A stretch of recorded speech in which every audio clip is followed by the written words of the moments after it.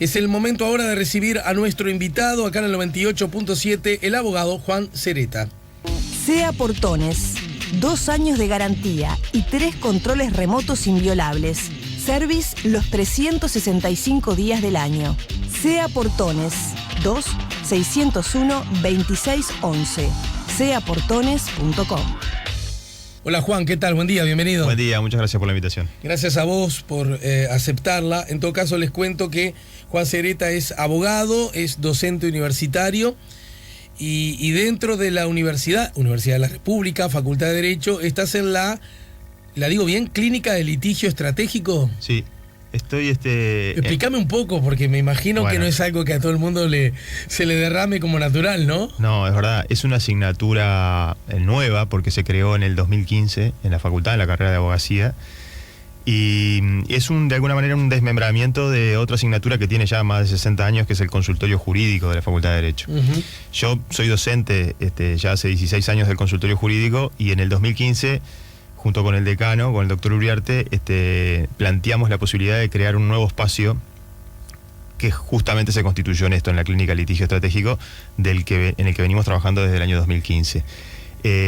¿Cómo surge esto? Bueno, surge de la necesidad que se nos planteó en el ámbito del consultorio. El consultorio es una asignatura obligatoria para los muchachos que están haciendo la carrera de abogacía en el último año, donde tienen que durante un año, justamente, asistir a una clase muy especial, porque es una clase donde uno no va a escuchar al profesor, sino que uno va a escuchar las consultas que traen ciudadanos. Claro. Y a esas consultas se les intenta dar respuesta en un diálogo que se hace, dirigido obviamente por los docentes, pero con la participación activa de los estudiantes. ¿Consultas de todo tipo? Consultas de todo tipo, menos procesos penales, por ahora. Siempre hablando de ciudadanos que no están en condiciones de acceder a un abogado particular, porque esto para la Facultad de Derecho de alguna forma es labor de extensión, es decir, intentar de alguna forma vincularse con las demandas sociales y contribuir a su comprensión y a su dilucidación en algunos casos. Pero, a ver, así como en la Facultad de Odontología de pronto te extraen una muela o te trabajan algo vinculado a tu boca, ¿no? Y uno tiene la sensación de que ganan las dos partes, los estudiantes porque bajo la supervisión de sus maestros están aprendiendo, y parte de los ciudadanos que de otro modo no podrían acceder o les costaría mucho acceder a ese beneficio. En este caso, me voy a poner un poco malo, ¿no será que es muy bueno para la facultad y sus estudiantes? Buenísimo, porque conocen casos, empiezan a tratar al ser humano con su vibración, con su angustia, con sus pulsaciones, con sus contradicciones a la hora de plantear una idea. No siempre vienen con las cosas muy claras.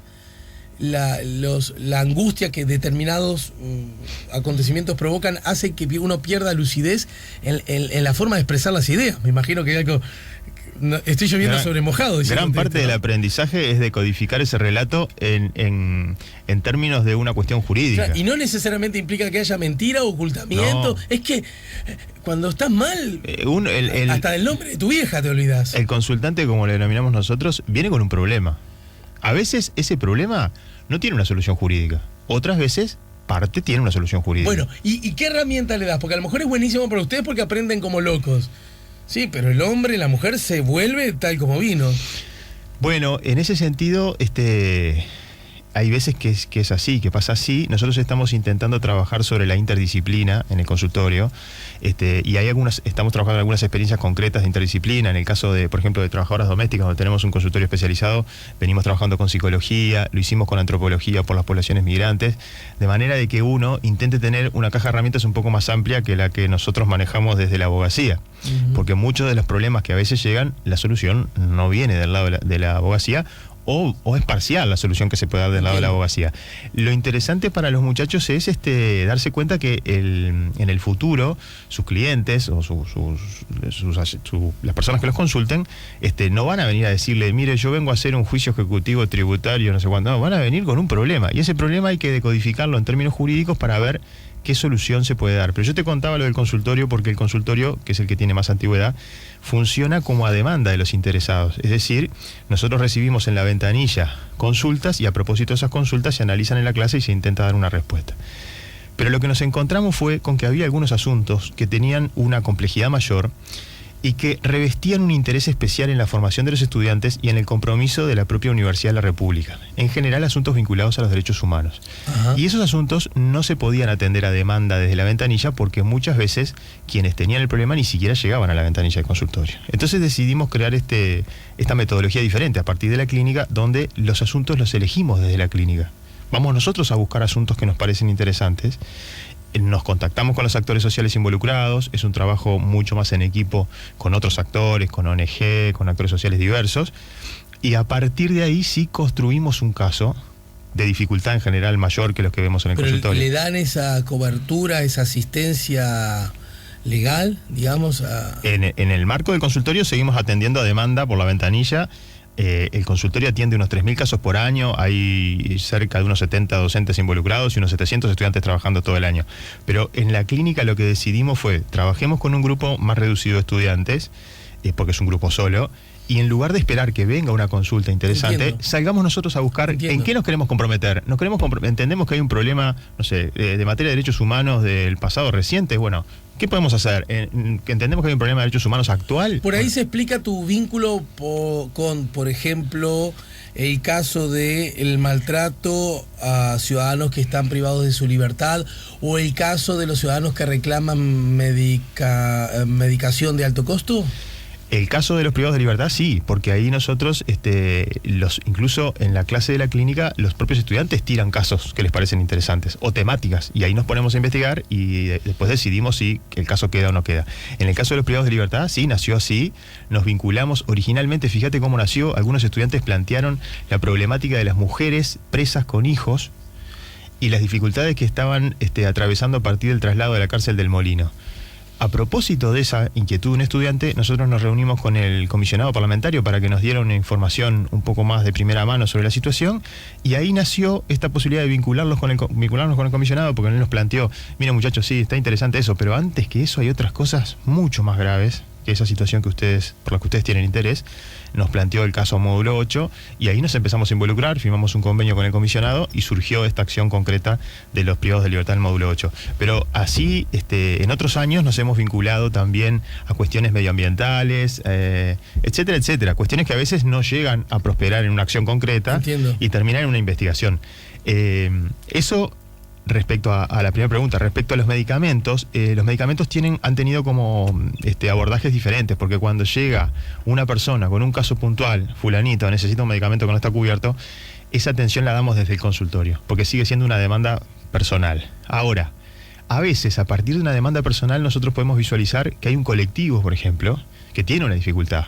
Viene un consultante con un problema para acceder a una medicación para el VIH o para la hepatitis C, y nosotros nos damos cuenta que atrás de eso hay un montón de gente que está en la misma situación aunque no haya venido a consultar. Ahí pueden hacer una oportunidad para que la clínica, desde su lugar, se vincule y se comprometa con el caso. Nos pasó en el 2015, donde a propósito de la sanción, de la inclusión en la ley de presupuesto de unos artículos que a nuestro juicio limitaban el acceso a través de los amparos, diseñamos desde la clínica con los estudiantes una campaña para que no se aprobaran esos artículos con esa redacción que venía en el proyecto de ley de presupuesto, y bueno, y se hizo una campaña que logramos que la redacción se modificara. Ajá. Advirtiendo sobre constitucionalidades, etcétera, etcétera. Y bueno, ese fue el trabajo de la clínica. No fue ningún caso judicial, pero sin embargo impactó en una realidad que a nosotros nos interesaba. Juan, estamos conversando con Juan Sereta, les cuento a todos, y les cuento que además de escucharnos a través del 92.5 FM Cielo, por supuesto 98.7 Diamante FM, también nos pueden escuchar a través de nuestra página Facebook, La Mañana en Camino, ya que estamos saliendo en vivo. En todo caso, sepan además que en nuestro canal YouTube, en nuestra propia página Facebook, La Mañana en Camino, y en nuestra cuenta Twitter, @JanCamino, usted podrá volver a escuchar esta nota más adelante cuantas veces quiera, ¿sí? Pero en todo caso, volviendo a uno de los asuntos, al asunto del módulo 8 y la circunstancia en la que se encontraban algunos ciudadanos privados de libertad, ¿qué explicación se le puede dar para que esto esté ocurriendo en Uruguay? Porque nosotros podemos debatir mucho acerca de, bueno, el nuevo temas más técnicos, ley convierta figuras de delito asociadas en inescarcelables, y esto ayer lo decidió el Parlamento, y seguramente sobre este tema puede haber una u otra opinión, de recibo seguramente todas, que responden a una u otra escuela, acerca de más penas, de menos penas, debates que yo creo que está bueno que surjan y que obren en poder de la opinión pública. Ahora, este nivel de maltrato, de mortificación, de inadmisible trato a un ser humano está ocurriendo en el Uruguay, y yo agrego, esto forma parte de mi reflexión, en el Uruguay gobernado por la izquierda y que nunca tuvo como hasta ahora tanto crecimiento económico. Es decir, yo vi las fotos y pensé en los campos de concentración. Quiero hacer todo esfuerzo para sacarle cualquier tinte demagógico a todo esto, pero también quiero hacer todo esfuerzo para creer que simplemente, bueno, es algo que se nos escapó de la mano y que lo resolvemos con una gestión pública. Es decir, me interpelo a mí mismo, ¿me explico? Sí, y yo creo que vas bien porque es más profundo el tema. Yo creo, es mi visión particular, pero yo creo que más allá de los reproches que se puedan hacer con todo derecho a algunas actuaciones en este caso del Ministerio del Interior, más allá de eso, yo creo que es un tema que nos atraviesa a todos los uruguayos. A mi juicio, no tenemos todavía muy claro que alguien al que se le aplica una pena, y esa pena constituye la privación de libertad, en definitiva, de lo que hay que hacer es de privarle de la libertad, no de otros derechos. Y eso yo ya es bastante, ¿no? Sí será, pero bueno... La gente muere por... Sí, la libertad, es uno de los valores más preciados del ser humano. Cuando te la quitan, es más, tan preciado que la gente es capaz de dar la vida, que se supone que está por encima de todo, ¿no? Tal cual.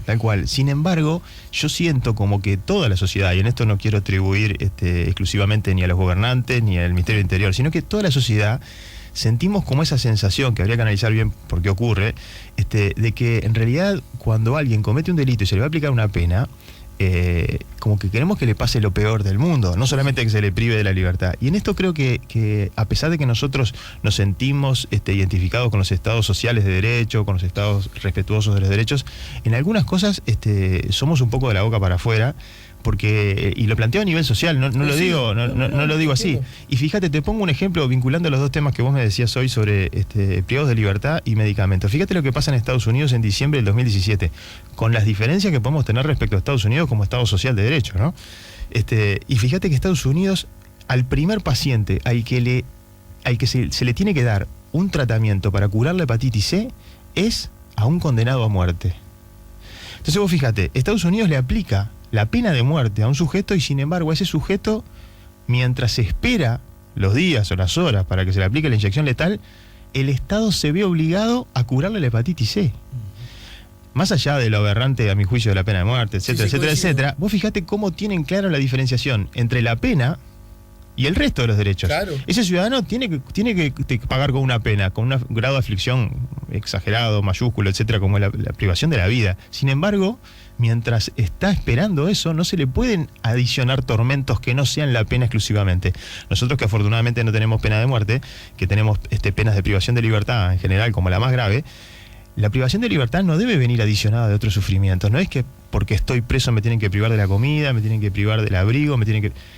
Es más, yo diría, como lo dicen las normas internacionales, que cuando el Estado priva de la libertad a alguien a propósito de una pena, y eso ya tiene per se una condición aflictiva para el sujeto, asume una obligación mayor, claro. Asume una obligación de garante del resto de los derechos. Yo te privo de el resto te lo tengo que asegurar, porque, por ejemplo, el derecho a la alimentación, en tu caso o en el mío, nosotros no es que vayamos a recibir los alimentos del Estado, tenemos las posibilidades de procurarnos los alimentos, claro, a través de nuestro trabajo. Cuando vos privas de la libertad a alguien, esa posibilidad se ve cercenada. Por lo tanto, el rol del Estado y la obligación del Estado aumenta. Pero saliendo un poco de ese ámbito específico estatal, yo creo que es bueno, a propósito de estas situaciones tan dramáticas, reflexionar como sociedad sobre qué estamos pensando.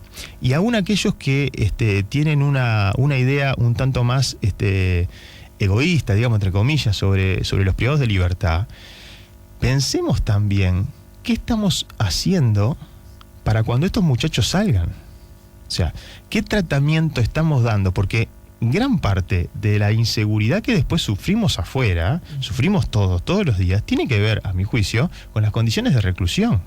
Ajá. Esto es como el que tiene el que tiene una mascota y la tiene todo el día atada, no le da de comer y la castiga. Y después pretende que cuando lo suelte le mueve la cola. Claro. Y bueno, va a ser difícil. Va a ser difícil.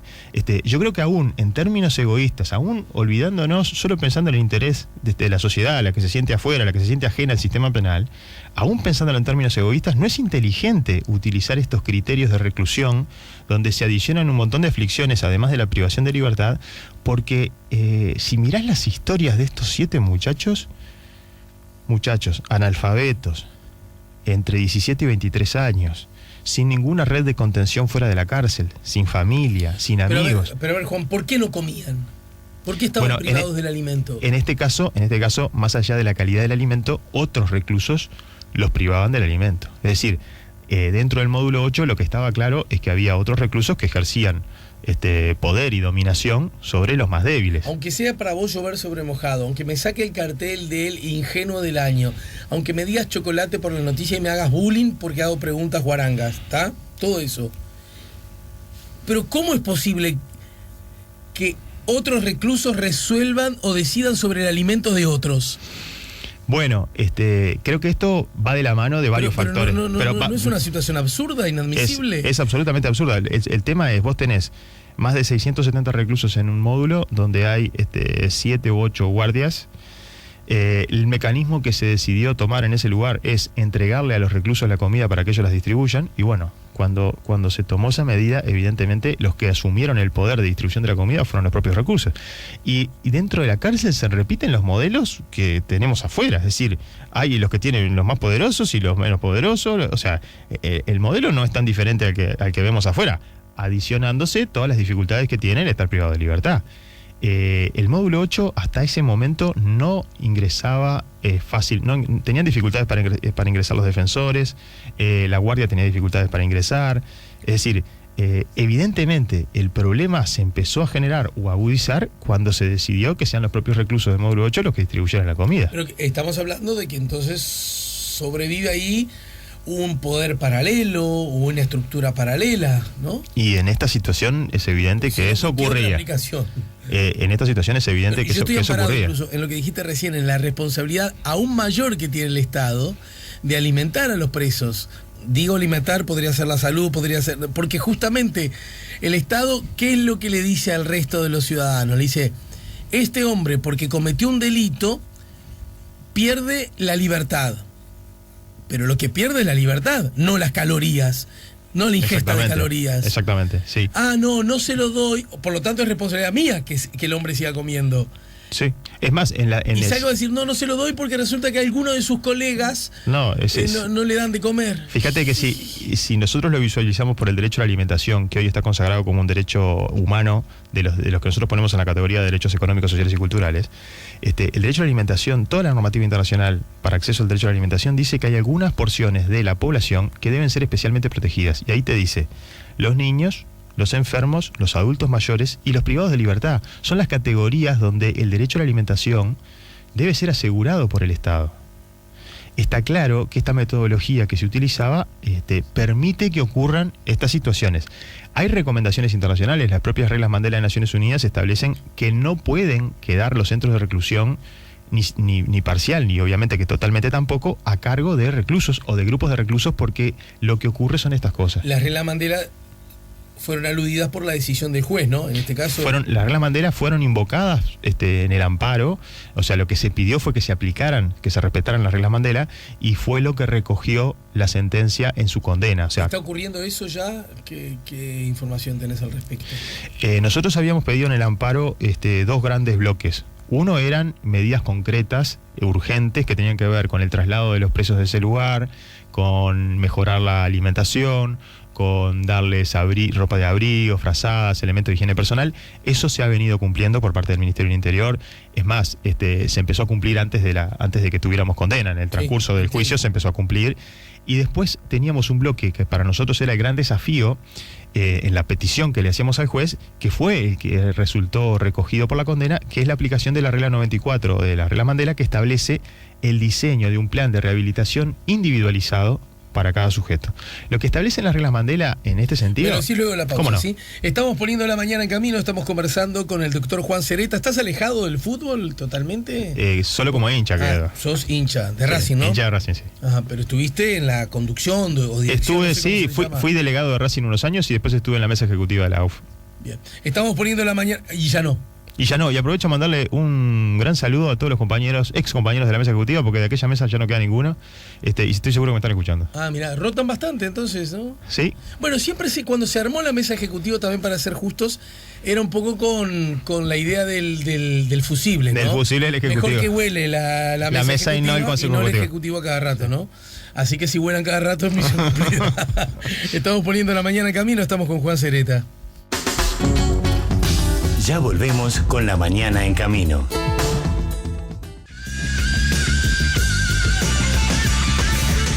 Estamos conversando con el abogado Juan Cereta, que integra la Clínica de Litigio Estratégico de la Facultad de Derecho de la Universidad de la República. A propósito, yo estoy escuchando esto y ya contaste algo de que va a la clínica. ¿Qué días, cómo funciona, cómo golpeo esa puerta? Yo sí tengo la necesidad de... Bueno, la clínica funciona, nosotros tenemos clase los lunes y los miércoles de 18 a 20 horas. Pero si hay alguna cuestión que alguien considera que merece ser abordada desde la metodología de la clínica, puede dirigirse directamente a la clase en ese horario o puede hacerlo por la ventanilla de consultorio, que está abierto todos los días de 8 de la mañana Porque voy a al 12. edificio 18 Sí, 18 de julio, 18-24, consultorio jurídico, que es la ventanilla. A partir de ahí lo van a derivar o a la atención de consultorio o a la atención de la clínica si la cuestión merece la metodología de la clínica. Volviendo al caso que fue noticia intensa días atrás, el abogado y docente Juan Cereta de la Clínica de Litigio Estratégico de la Facultad de Derecho de la UDELAR, patrocinante de Petit en esta acción. Porque vos... la clínica como tal fue el patrocinante del... Claro, el convenio se hizo entre facultad y el comisionado, y la clínica fue, digamos, el abogado de Petit. No está bien decir que Juan Cereta fue el abogado de Petit, porque en realidad fue la clínica. Lo que pasa es que aparece mi firma ahí como docente. Y además vos de la clínica, ¿qué funciona responsable? Soy uno de los docentes. El docente titular es el decano de la facultad, el doctor Uriarte, y colaboro con él en el Pero equipo es objetivo el comentario de que la tuya probablemente sea una o la cara más visible, ¿no? Sí, los dos fuimos proponentes de la creación de esta asignatura. Lo que pasa... pero además me imagino que el decano en otros bailes también. Claro, lo que pasa es que el decano tiene más bailes que estos. En un plazo de 72 horas se mejore la alimentación, la higiene y una serie de elementos fundamentales para estos reclusos. Y por otro lado que se condene al Ministerio condenara al Ministerio del Interior a realizar un plan individualizado de recuperación de los reclusos. ¿Qué de esto pasó y ve dónde estamos parados? Bueno, como te contaba, la primera parte se fue cumpliendo incluso antes de la sentencia. La segunda parte es la que recoge la sentencia. Estamos esperando que el Ministerio del Interior entregue el plan que tenía 30 días para elaborar. Así que está en plazo el Ministerio. Sabemos que hay varios técnicos del Ministerio que están trabajando en eso. Hay que destacar que ese plan tiene que incluir tratamiento psicológico, tratamiento terapéutico, tratamiento para las adicciones, educación, es decir, tiene que ser una propuesta realmente rehabilitante o resocializadora de estos privados de libertad. Ajá. A ver cómo lo digo. Esto, con todo respeto y aún valorando el trabajo de ustedes, no están descubriendo... Nada, absolutamente nada. Entonces, a mí me da como una especie de pereza emocional histórica con mezcla de vergüenza decir estas cosas, bueno, y a partir de ahora nos vamos a portar bien, ¿no? Sí, es un poco eso. Sí. Pero ya se sabe. Una vez más, repito, ¿dónde está la punta de la madeja? Yo creo que la punta de la madeja está en las características de nuestro sistema penitenciario. Y mirá que se han hecho avances en algunos sectores, se han hecho avances que es bueno reconocerlos. Hay porciones del sistema penitenciario que están bien o que son de aceptables para arriba. El problema son estos otros sectores que son muchos. A mi juicio, tenemos un hacinamiento intolerable, absolutamente intolerable, que fomenta este tipo de cosas. Una infraestructura que evidentemente para el nivel de prisionización que tiene Uruguay está entre los 30 países con más presos por habitante, y venimos subiendo como para salir campeones mundiales. Yo creo que si la política penitenciaria va a ser esa, bueno, tenemos que construir muchas más cárceles, tenemos que diseñar planes de rehabilitación mucho más efectivos, y creo que hay, incluso sin necesidad de salir del Uruguay, hay algunos números que son esclarecedores. En Punta de Rieles, donde funciona de alguna manera una cárcel modelo comparado con esto otro que estamos viendo ahora, el índice de reincidencia es del 6%. Claro. El índice de residencia en el módulo 8 del CONCAR supera el 60 y pico %. Creo que no precisamos salir fuera de fronteras para darnos cuenta dónde está un poco el secreto. Pero alguien te puede decir, lo que pasa es que a Punta de Rieles va el que robó una margarita del jardín, el que no es puede ser bandido, el que no uso el lenguaje, el que ya no está echado a perder, ¿no? Puede ser, pero en estos casos, evidentemente, tal vez estos casos requieran un esfuerzo aún mayor. Pero mira que dentro de estos 7 periodos de libertad del famoso amparo, tenemos un procesado por tenencia de estupefacientes, otro por tentativa de hurto. Es decir, no tenemos doble homicidio y violación y copamiento. O sea, tampoco es que todos los que están ahí son... el módulo 8 en general tiene algunos delincuentes con delitos graves, pero tiene la mayoría de los que no cuentan con ningún vínculo fuera de la cárcel. Ese es el gran público del módulo 8.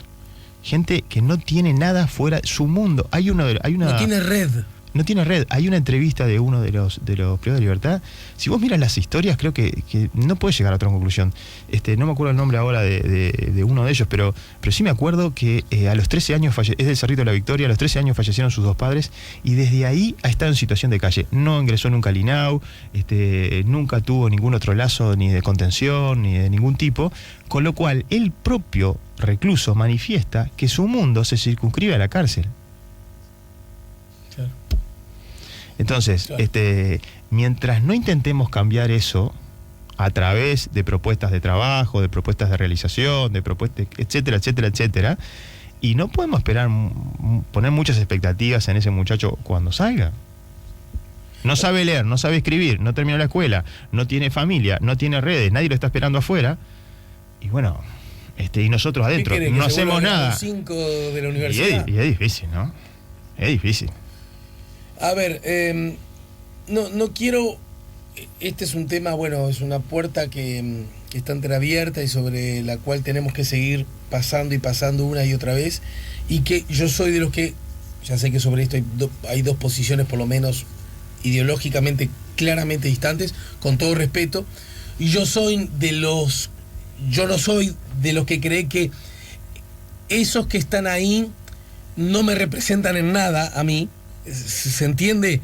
Yo estoy en un mundo con sus lógicas, con sus veredas soleadas y sus veredas sombreadas, y de alguna manera juego, incido y participo en las cosas bellas y en las cosas horrendas.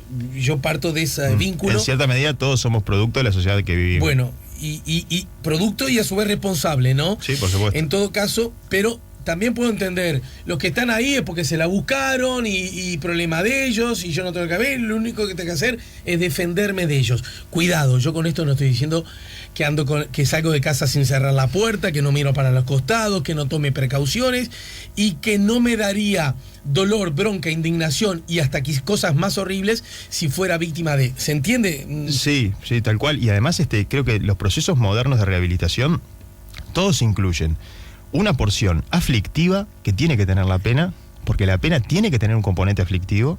O sea, si vos vulnerás una norma, tenés que tener una parte de pena que sea aflictiva. Será la privación de libertad, será la que será, pero tiene que ser aflictiva la pena. Eso está claro. Después tiene que haber oportunidad de trabajo, porque el trabajo es evidente que colabora a la reinserción del ciudadano.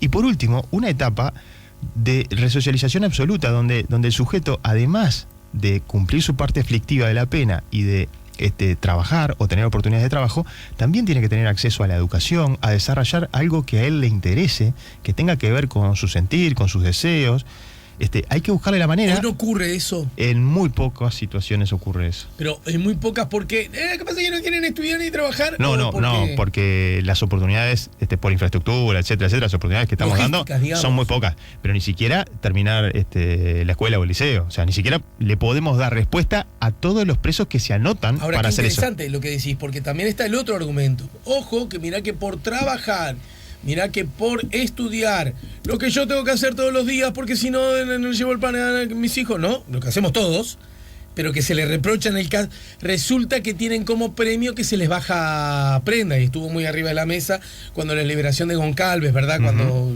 se acumuló años, porque el tipo, usando la norma vigente, fue aplicado y salió en libertad antes, no con libertad anticipada, que se la negaron varias veces, ¿verdad? Pero en todo caso, también está en debate eso. El propio fiscal Subía, un gran amigo que viene muy seguido, pero que tiene una matriz de pensamiento bien clara, y se puede decir en alguna medida en las antípodas de algunas cosas como las veo yo, dice, no, en todo caso tiene que haber un beneficio, pero es exageradamente alto el que existe hoy día, y eso es una forma de darse de bruces con lo que la propia pena quiso darle, con la propia aflicción que quiso darle el legislador al delincuente. Yo coincido contigo. A mi juicio, en la medida en que el proceso de resocialización se vaya cumpliendo, todo lo que aporte a eso, lo que sume a eso, bienvenido sea. De todas maneras, en un modelo como el que tenemos hoy, donde para tener sentencia tenés que esperar 2 años, hay una parte de la pena que, así seas inocente, la parte aflictiva de la pena la vas a tener. Si te procesan con prisión, dentro de 2 años, dentro de 1 año y medio, tenés una sentencia que dice que sos inocente porque se equivocaron, y ya te fumaste la parte aflictiva. O sea que a mí... El nuevo código cambiaría un poco. Cambiaría, eso, ¿no? Veremos cómo se instrumenta, pero lo que tenemos hoy vigente... Inocentes y culpables no se salvan de la parte aflictiva de la pena, eso está clarísimo. Bueno, eso en algún punto es inadmisible, porque que personas que no son culpables de haber cometido un delito estén privados, justamente la cosa más importante que tiene el ser humano, que es la libertad. Y bueno. Sí, hoy fíjate que de 10 presos, 4 no tienen condena. Y hemos mejorado, ¿no? Porque era, hemos mejorado. Miti, ¿no? Y hemos mejorado. Lo que pasa es que en la medida en que sigamos sancionando normas que establecen como regla la privación de libertad mientras dure el proceso penal, y bueno, este número se va a acrecentar. Esta relación desfavorable hacia el principio de inocencia se va a ver afectada. Hay para las personas...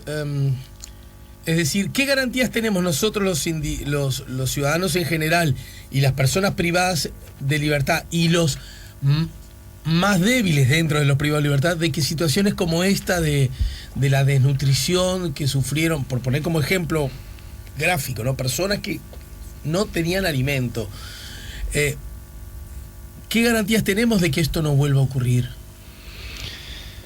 Bueno, yo creo que si algo positivo ha dejado este planteo, más allá de modificarle la situación a estos 7 reclusos, es que de alguna forma creo yo que los ojos se han puesto sobre el sistema penitenciario, por lo menos para visualizar estas situaciones tan dramáticas.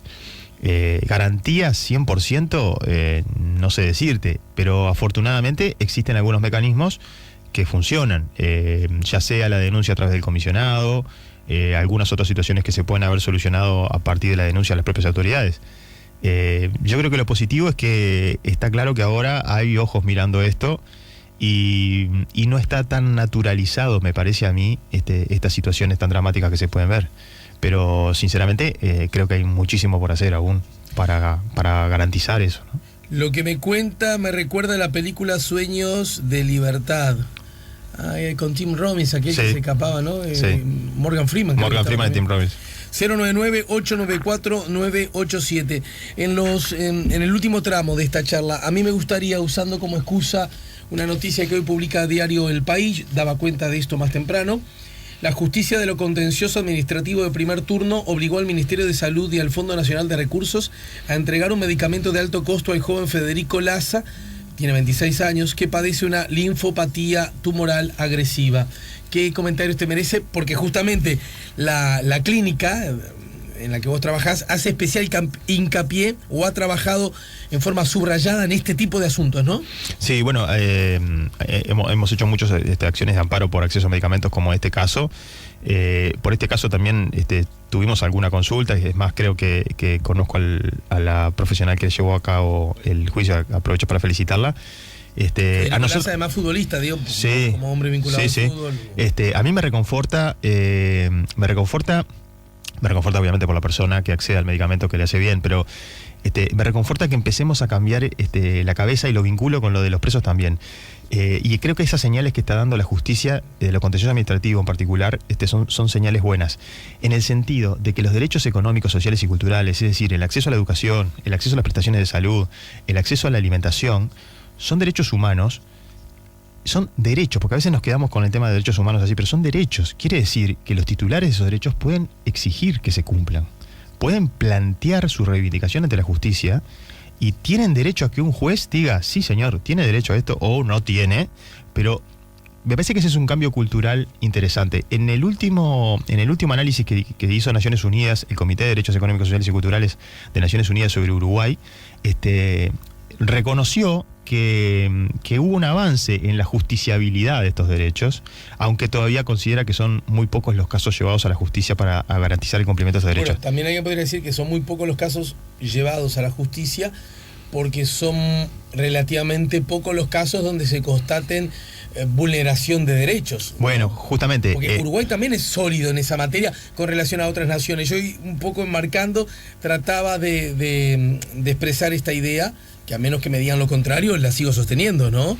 Quiero decir, en Uruguay se accede a distintos estándares de salud con... Yo, vos sabés que creo que en ese sentido somos un poco peculiares. A ver. Como Estado.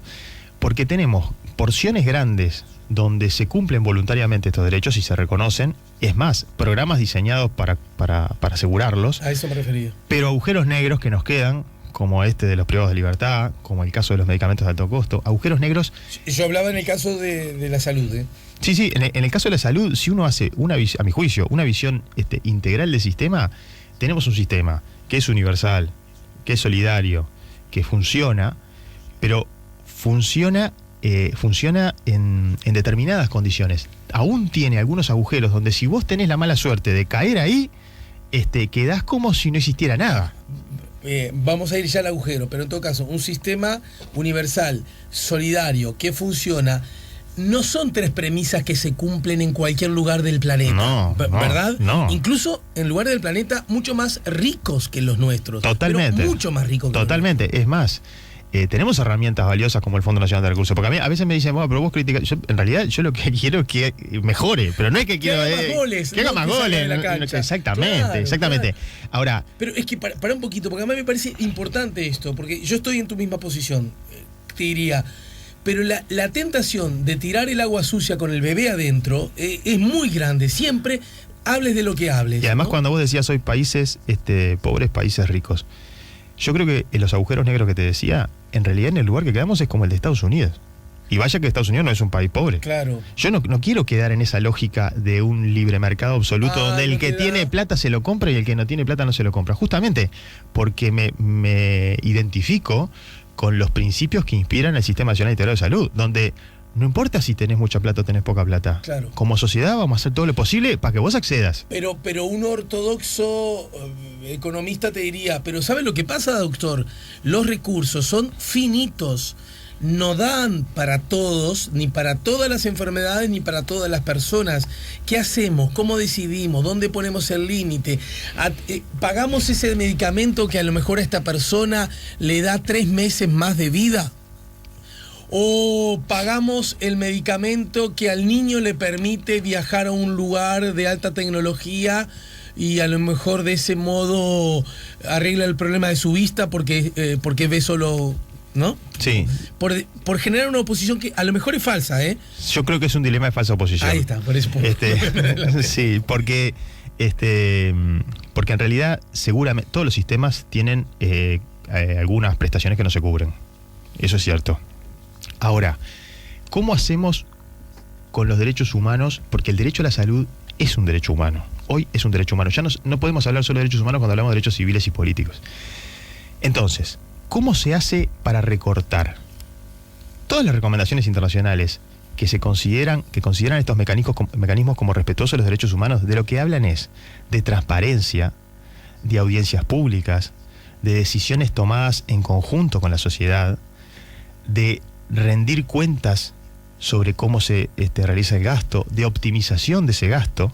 Entonces, cuando yo llego a la decisión de que tal cosa no la voy a poder cubrir, primero tengo que haber agotado todas las instancias posibles para cubrir aquello en que, en conjunto como sociedad, decidimos que es prioritario.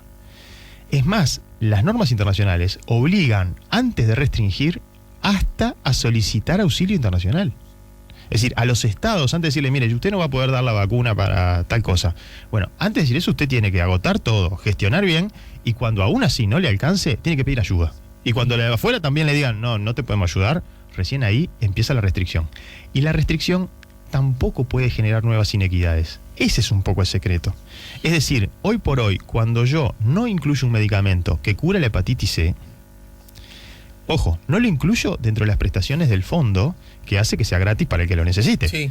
Sin embargo, el que tiene dinero va a la farmacia y lo compra. Sí. Ahí ya empezamos con una inequidad que no sería compatible con los principios que inspiran el Sistema Nacional Integrado de Salud. Claro. Y por otro lado, lo que nuestra Constitución, que en este sentido es una norma de avanzada, lo que establece es que la obligación del Estado es asegurarle el acceso a los indigentes y a los que no cuenten con recursos suficientes. Ahí hay otra válvula de ajuste que Uruguay nunca decidió utilizar, que es compatible con nuestra Constitución y con los tratados internacionales, y que es la siguiente: vos incluís un medicamento en el listado del Fondo Nacional de Recursos y a partir de ahí tiene costo cero para el más pobre de los uruguayos y para el más rico. Eso está bárbaro si podemos. Pero si yo tengo que recortar... ¿Por quién voy a recortar? ¿Por quién voy a recortar? Haciéndolo compatible con la Constitución, y tendría que empezar a recortar aquel que sí tiene recursos. Bueno, pero eso forma parte de las equivocadas o mal entendidas políticas de subsidio. Es decir, por definición, quien más necesita la ayuda del Estado es quien menos posibilidades tiene, ¿no? Exactamente. Pero es que el protegido es ese, es el que no puede. A veces, te saco de tema, pero la lógica es la misma.